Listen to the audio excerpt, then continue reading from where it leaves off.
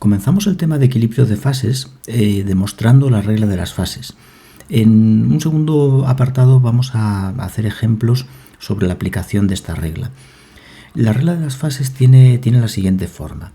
F igual a componentes menos fases más 2 menos reacciones y menos A. Voy a indicar en principio qué es cada una de estas magnitudes. Por ejemplo, F se llaman grados de libertad. Grados de libertad. ¿Y qué son los grados de libertad? Pues representan el número de propiedades intensivas e independientes, bueno, número de variables, mejor dicho, número de variables intensivas e independientes necesarias para especificar el estado de equilibrio termodinámico de un sistema. Los grados de libertad son el número de variables intensivas, es decir, que no dependan de la cantidad de materia. Vamos a utilizar, por ejemplo, la presión, la temperatura, la composición en forma de fracción molar. Bueno, o da igual, es intensiva la composición, pero no vamos a utilizar, por ejemplo, masa, volumen, porque esas son extensivas. Número de variables intensivas e independientes. Y debería ser número mínimo. El número mínimo de variables intensivas e independientes necesarias para especificar el estado de equilibrio de un sistema termodinámico.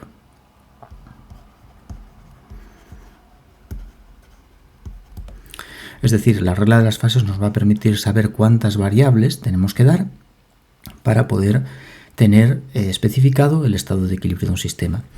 C son los componentes. Componentes de un sistema. Por ejemplo, si tenemos un recipiente en el que hay una disolución, por ejemplo, de agua y sacarosa, azúcar de mesa, pues tenemos dos componentes, el agua y la sacarosa. P es el número de fases.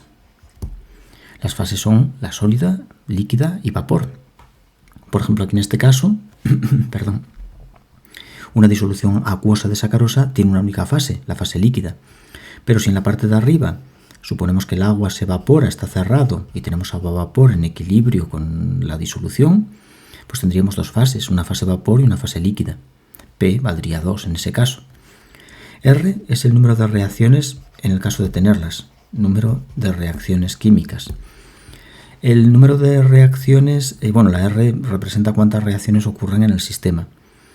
Se debe a que una reacción cuando llega al equilibrio, porque la regla de las fases la aplicamos a un sistema en equilibrio, cuando las reacciones llegan al equilibrio, pues cumplen una condición que es el sumatorio de nu sub i mu sub i igual a 0, y cada una de estas, cada reacción tiene una ecuación que hay que restar. Las ecuaciones van restando, las variables van sumando y las ecuaciones van restando. Y después A lo llamamos la condición de electroneutralidad. A es condición de electroneutralidad, que también representa, como ves va restando, representa ecuaciones que no se han tenido en cuenta y que aparecen en ciertas situaciones. Por ejemplo, cuando disolvemos una sal, imagínate que disuelves NaCl en agua, los iones formados se forman con estequiometría 1 a 1. El sodio, uno de cloruro, porque en la sal están con esa estequiometría. Entonces aquí se puede establecer una ecuación y es que la fracción molar del sodio en la disolución es igual a la fracción molar del cloruro. Esta ecuación no ha sido tenida en cuenta en las variables anteriores y por tanto, o en las ecuaciones anteriores, y por tanto debe añadirse y le añadimos como la A, la condición de electroneutralidad. Muchas veces no es necesaria tener en cuenta la A, pero sí en casos como estos, en los que disolvemos, por ejemplo, sales en agua, pues la estequiometría hay que introducirla en la regla de las fases. O también cuando tenemos una reacción química en la que, por ejemplo, hay un reactivo que descompone y al descomponer genera los productos en proporción estequiométrica. esa estequiometría de los productos da lugar a una ecuación que debemos considerar y lo hacemos a través de la A. Bueno, pues nada, esto es la regla de las fases y vamos a demostrarla. Vamos a ver primero de dónde procede. Vamos a considerar un sistema multifásico, es decir, un sistema que va a contener varias fases. Vamos a utilizar las letras griegas alfa, beta, gamma, etcétera, hasta la última fase que la vamos a llamar P. Por tanto, vamos a tener un sistema con P fases. P fases. Y en cada una de las fases vamos a tener una serie de componentes que voy a llamar 1, 2, etcétera. Y aquí también componente 1, componente 2, etcétera, hasta el componente C. Es decir, vamos a tener C componentes, P fases y C componentes. Los componentes, por ejemplo, un sistema con 2 fases y 2 componentes puede ser, por ejemplo, una mezcla de agua y aceite. Si mezclamos agua y aceite, vamos a tener el agua en la parte de abajo con un poco de aceite que se puede disolver en el agua. Sí, es mínima, pero un poco sí puede. Y arriba vamos a tener la fase de aceite, que puede tener un poco de agua disuelta en ella. Muy poca, porque ya sabemos que son inmiscibles el agua y el aceite, pero un poco se podría disolver. El caso es que aquí tenemos 2 fases. Podemos llamarlas alfa y beta, si prefieres. 2 fases y 2 componentes, el agua y el aceite. 2 fases y 2 componentes. Este sistema es multifásico y multicomponente.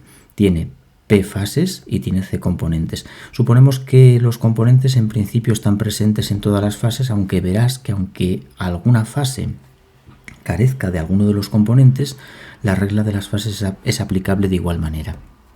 No tendría su importancia, pero en principio, para llegar a ella, suponemos que en todas las fases tenemos esos C componentes. Bien, y vamos a empezar. Para obtener los grados de libertad tenemos que restar las variables. Vamos a hallar todas las variables que especifican el estado termodinámico de este sistema y vamos a restarle las ecuaciones que podemos escribir con esas variables. Si restamos variables menos ecuaciones, obtendremos las variables independientes. Y usaremos variables intensivas y de esa manera conseguiremos el número mínimo de variables intensivas independientes que especifican el estado termodinámico de ese sistema. Bien, empezamos con las variables. ¿Cuántas variables tengo que utilizar? Pues vamos a considerar que nuestro sistema está en equilibrio mecánico y térmico. Es decir, todas las fases tienen la misma temperatura y todas las fases tienen la misma presión. La fase alfa tiene la misma temperatura y presión que la beta o que la gamma o que la P. Por tanto, nos hacen falta especificar 2 variables que son temperatura y presión. Claro, si no tuviéramos equilibrio mecánico y térmico y la fase alfa está a una temperatura y presión diferente de la beta, entonces habría que especificar muchas más variables, llegando a tener que especificar P temperaturas, tantas como fases, y P presiones, tantas como fases, porque no tendríamos la misma temperatura o presión en cada fase. Pero, considerando el equilibrio mecánico y térmico, todas las fases a la misma temperatura, todas a la misma presión, necesitamos 2 variables. Y ahora tenemos que dar la composición. Vamos a dar la composición de nuestro sistema, con una propiedad intensiva como la fracción molar. Por tanto, ¿cuántas fracciones molares necesito dar? Pues el componente 1, en la fase alfa, tiene una composición que es fracción molar del componente 1 en la fase alfa. Pero el componente 2, también en esa fase, pues tiene otra composición. El componente 3 otra, y así sucesivamente hasta el último, que sería el C, ¿no? Componente C en la fase alfa. Por tanto, para especificar la composición de la fase alfa necesito C fracciones molares, una para cada componente. Pero la fase beta también debo especificarla.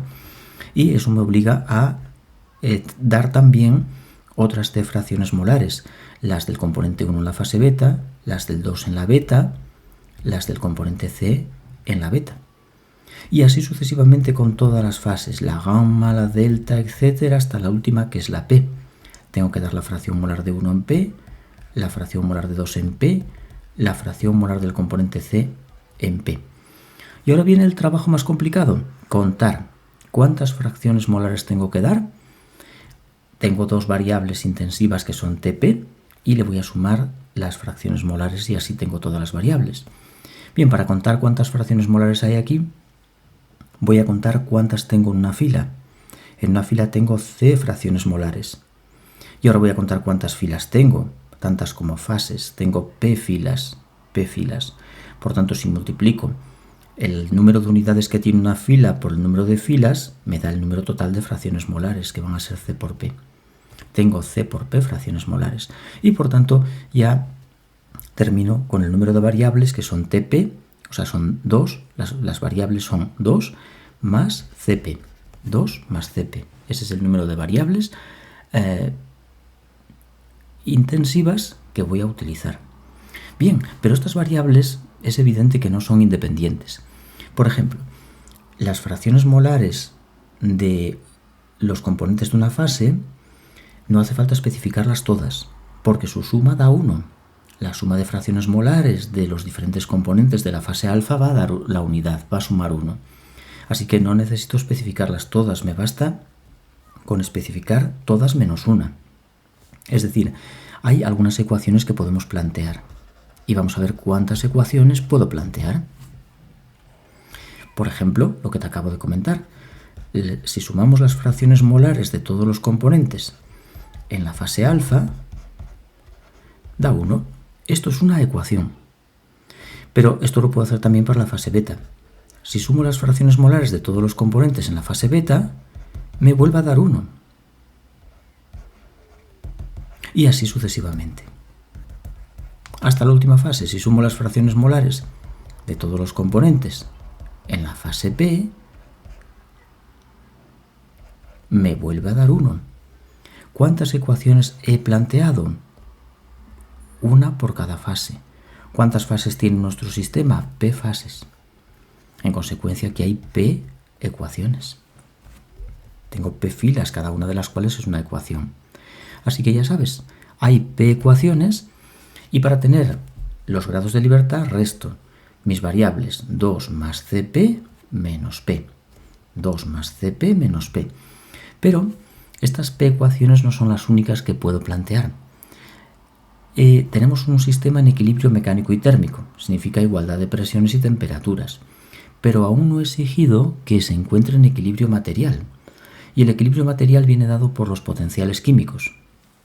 El equilibrio material, más bien en principio equilibrio de fases. Vamos a obligar a que tengamos equilibrio de fases. ¿Qué significa el equilibrio de fases? Pues simplemente que el componente 1, por ejemplo, no esté fluyendo de forma neta de la fase alfa a la beta. Es decir, no tenga movimientos de materia de unas fases a otras. Asumiendo, por ejemplo, que las paredes que separan las fases sean permeables, el equilibrio de fases se alcanza cuando la materia no fluye de forma neta de unas fases a otras. ¿Y cuándo ocurre eso? Pues cuando los potenciales químicos de un componente se igualan en todas las fases. Ahí es cuando no va a haber flujo neto de materia de un componente entre fases. Eso lo podemos escribir así. Potencial químico del componente 1 en la fase alfa tiene que ser igual al componente 1, tiene que ser igual al potencial químico del componente 1 en beta. Esto garantiza que el componente 1 no nos va a fluir de la fase alfa a la beta ni de la beta a la alfa. Si además lo igualamos en la fase gamma, pues el componente 1 no fluirá entre esas fases de forma neta. Y si seguimos así igualándolo a lo largo de todas las fases hasta la P, pues garantizamos que el componente 1 no se moverá de forma neta de unas fases a otras. Esto también hay que hacerlo para el componente 2. El potencial químico del 2 en alfa tiene que ser igual al potencial químico de 2 en beta, igual al potencial químico de 2 en gamma, igual al potencial químico de 2 en P.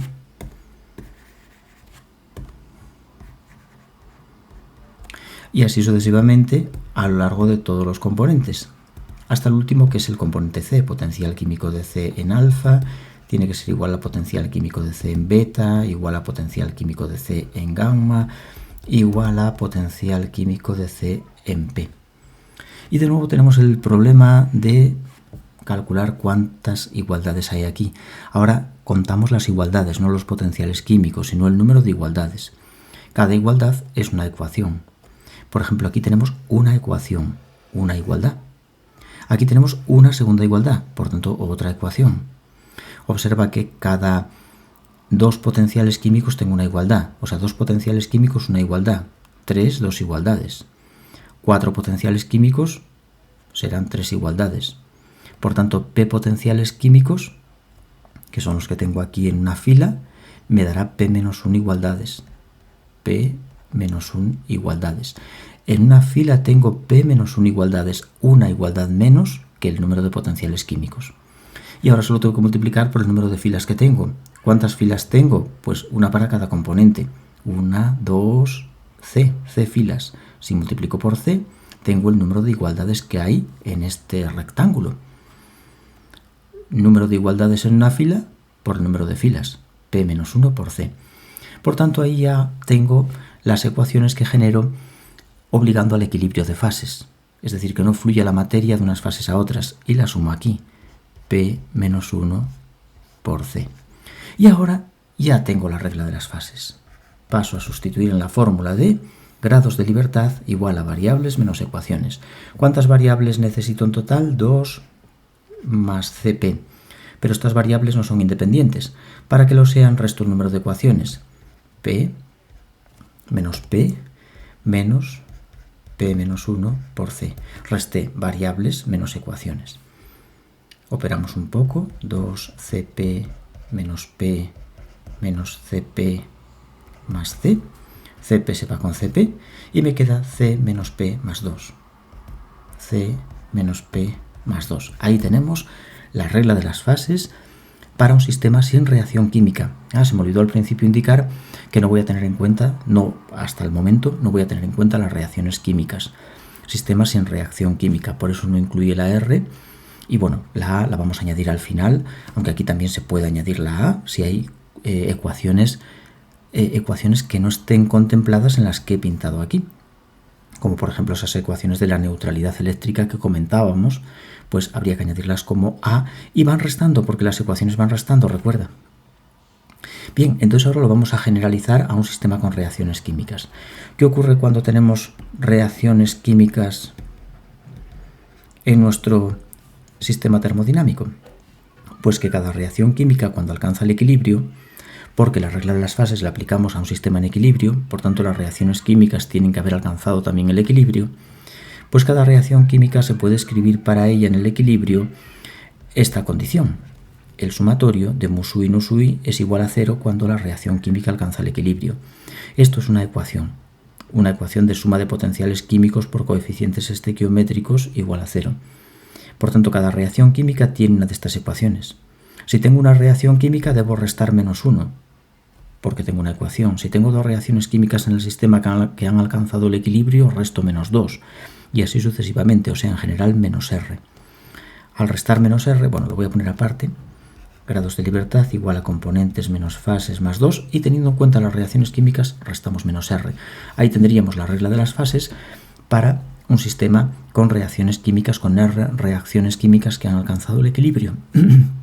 Y ahora me falta una última cosa, que es añadir la condición de electroneutralidad para esas situaciones un poco especiales en las que hay ecuaciones extra que no han sido añadidas aquí. Y por tanto las tengo que agregar al final. Por ejemplo, pues eso, en sistemas en los que disolvemos sales hay una condición de neutralidad eléctrica en la que el número de cargas positivas tiene que igualarse al número de cargas negativas. Pues ahí podemos plantear una ecuación o más que llevan el nombre de A. A es el número de ecuaciones adicionales que podemos escribir. Y esa es la regla de las fases ya completa con todos sus términos. Grados de libertad igual a componentes menos fases más 2, menos reacciones y menos la condición de electroneutralidad. Bien, y para ver cómo funciona todo esto, pues vamos a hacer unos ejemplos, pero este punto lo vamos a dejar aquí ya, porque ya llevamos mucho tiempo y no quiero seguir liándolo más. Entonces vamos a pasar al 7.2, donde vamos a poner ejemplos sobre cómo aplicar la regla de las fases a una serie de situaciones, a varias situaciones diferentes.